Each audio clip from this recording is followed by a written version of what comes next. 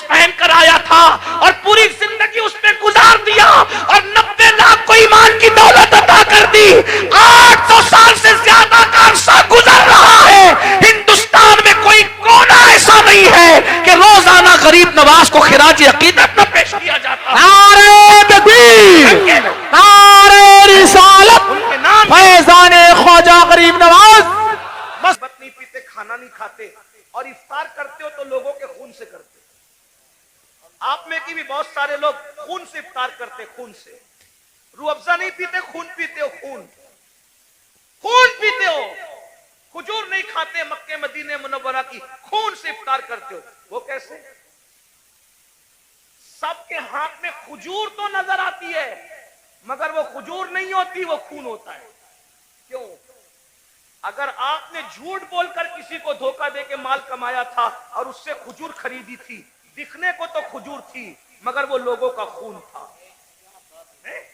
کسی کا قرضہ لے کے ہڑپ کر لیا تھا, اس سے افطار کا دسترخوان سجایا تھا, دیکھنے کو تو وہ پھل فروٹ اور روح افزا تھے مگر وہ لوگوں کا خون تھا. کب تک لوگوں کے خون سے افطاری کرو گے؟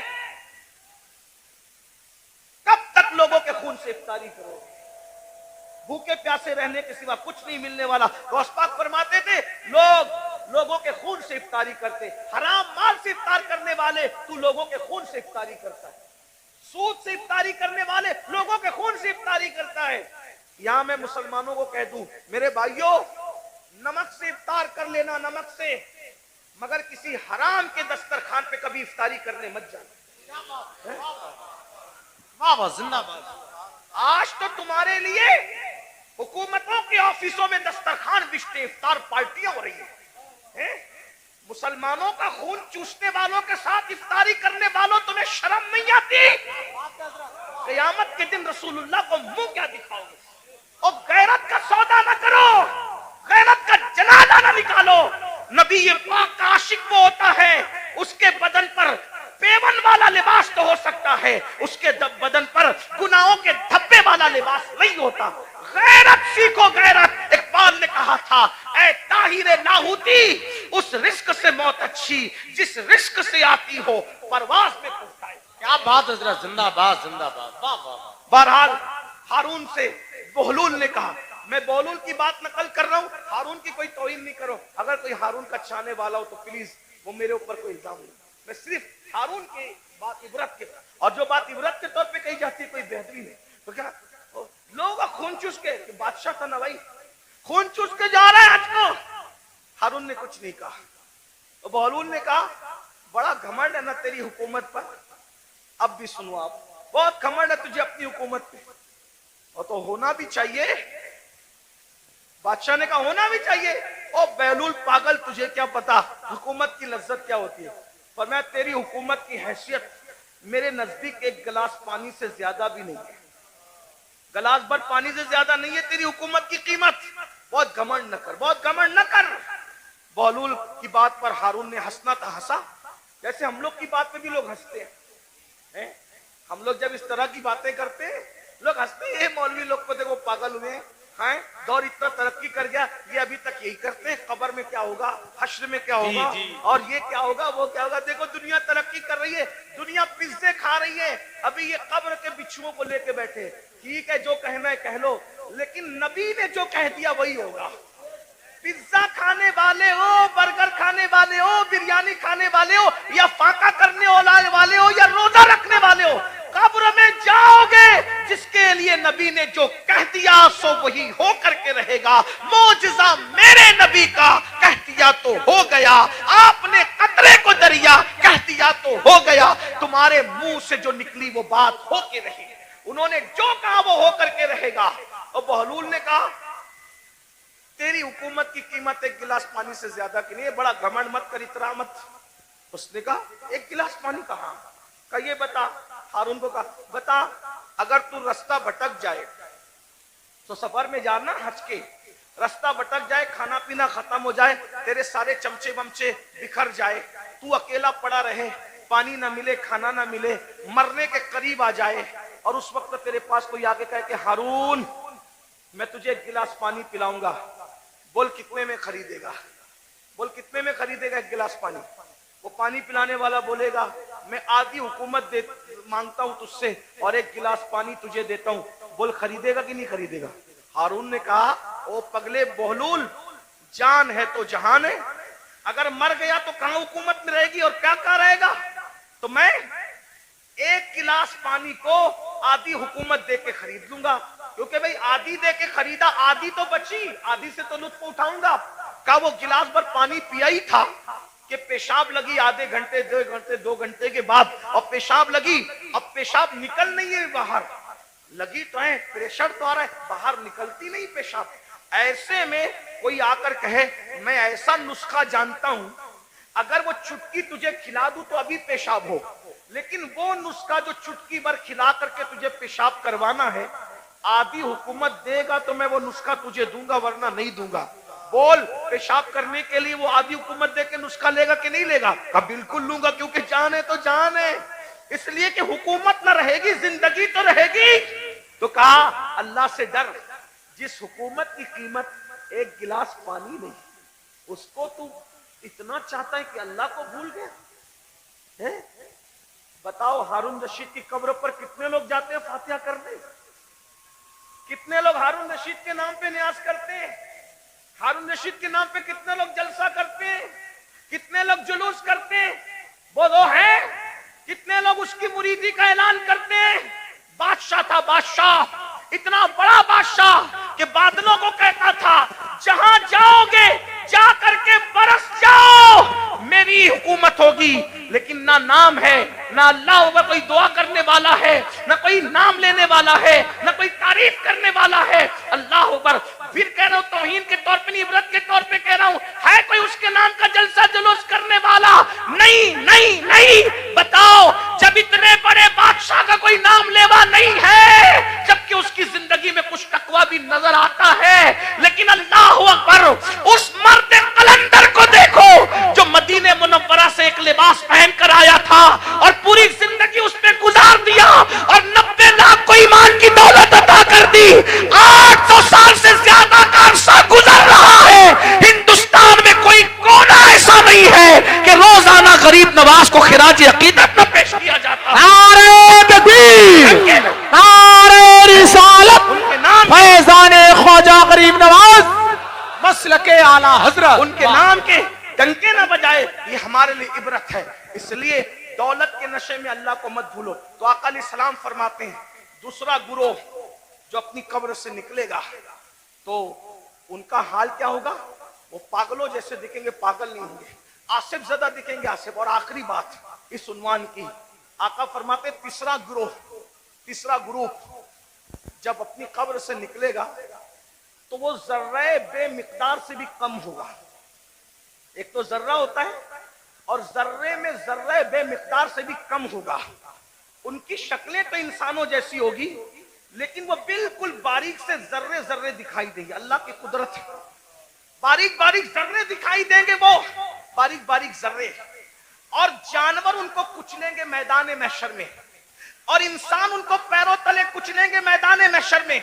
اور جب انسان اور جانور ان کو کچل لیں گے تو کچلنے کے بعد ان ذرہ بے مقدار کی شکل میں اٹھنے والے انسانوں کو پکڑ کر جو جہنم کے اندر قید خانہ ہوگا اس قید خانے میں لے جا کر کے قید کر دیا جائے گا۔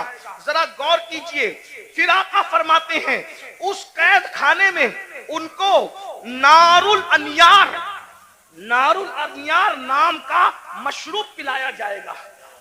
ایک تو ذرہ بے مقدار میں ان کو اٹھایا جائے گا، انسان اور فرشتے ان کو پیروں تلے کچلیں گے، پھر ان کو پکڑ کر جہنم کے قید خانے میں لے جایا جائے گا، اس میں ان کو نار الانیار پلایا جائے گا۔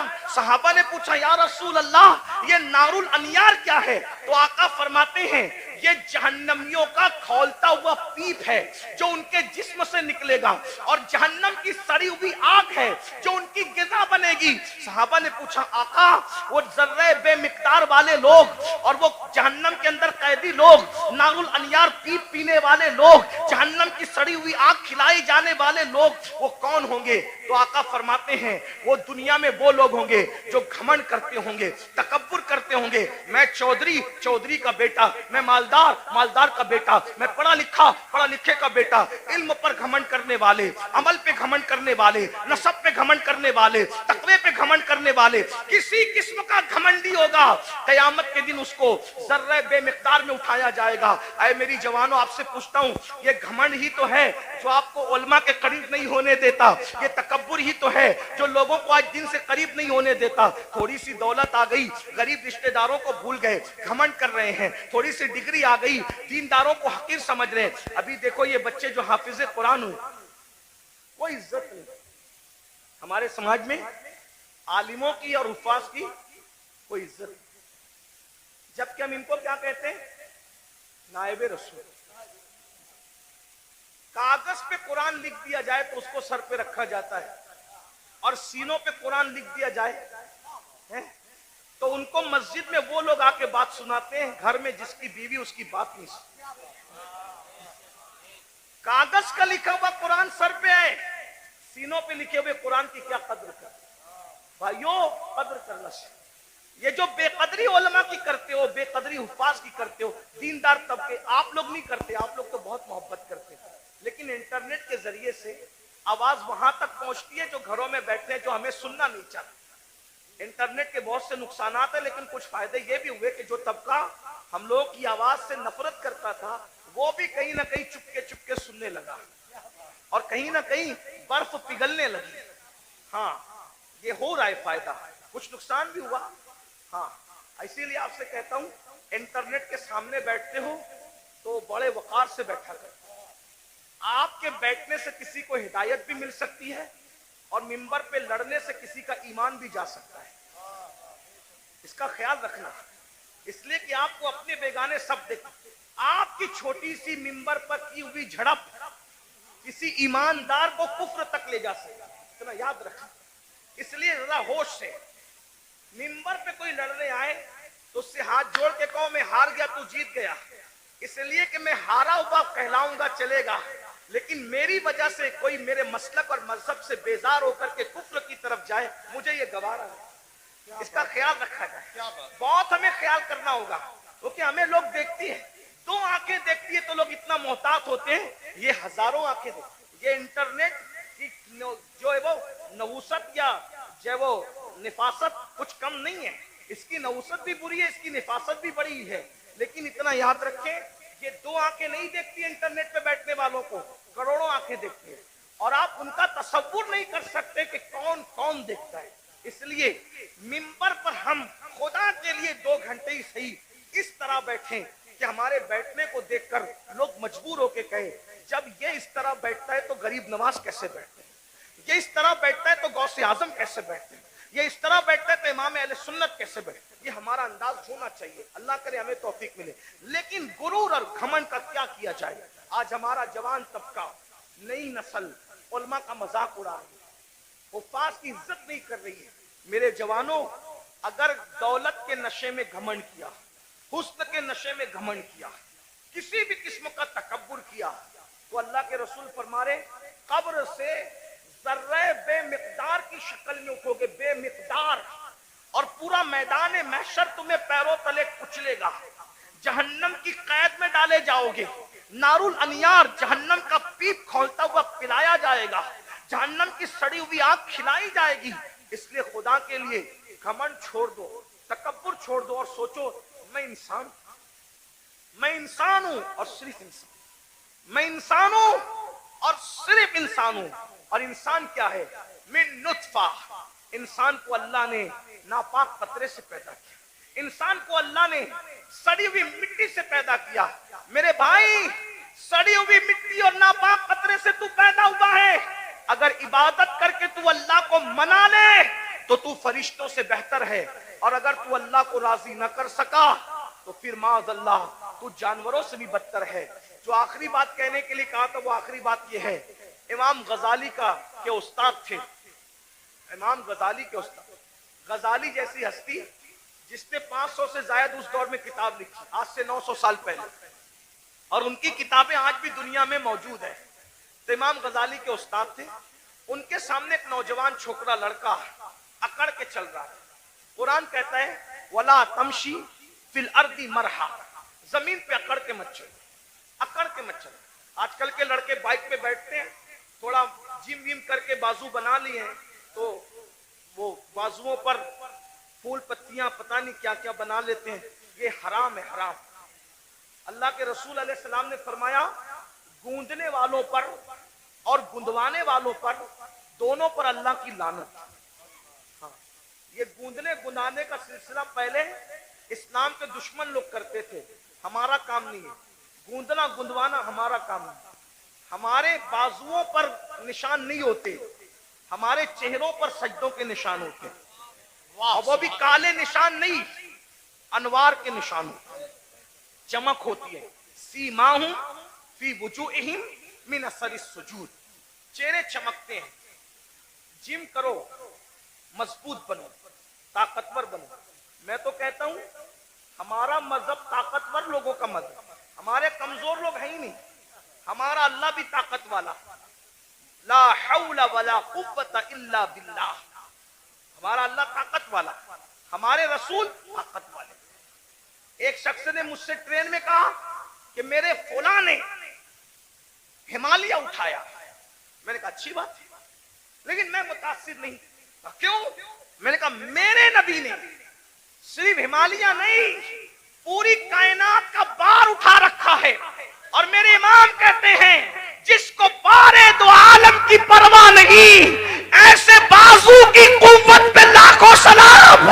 اندازہ کر ان کی انگلی کے اشارے کا.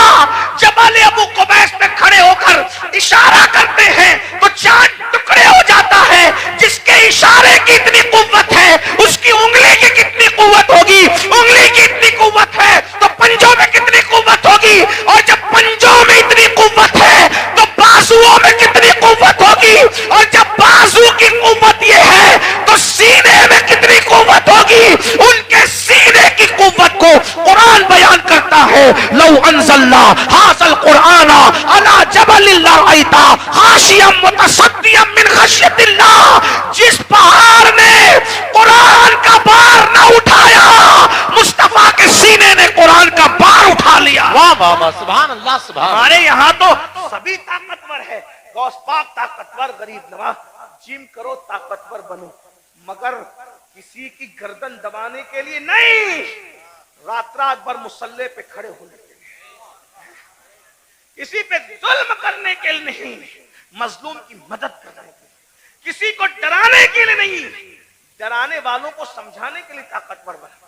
ہمارے سبھی ہمارے مولا علی تو اتنے طاقتور تھے، ہمارے مولا علی اتنے. مولا علی کا ذکر کرو تو کچھ لوگ جلتے ہیں کیونکہ ان کی طاقت ان کو برداشت نہیں ہوتی. ہمارے مولا علی بہت طاقتور تھے، ہمارے مولا علی بہت طاقتور، ہمارے مولا علی بہت طاقتور تھے. الحمدللہ ہمارے صدیق بھی بہت طاقتور، افضل البشر بعد الانبیاء بالتحقیق. ہمارے صدیق اکبر بھی اتنے طاقتور تھے.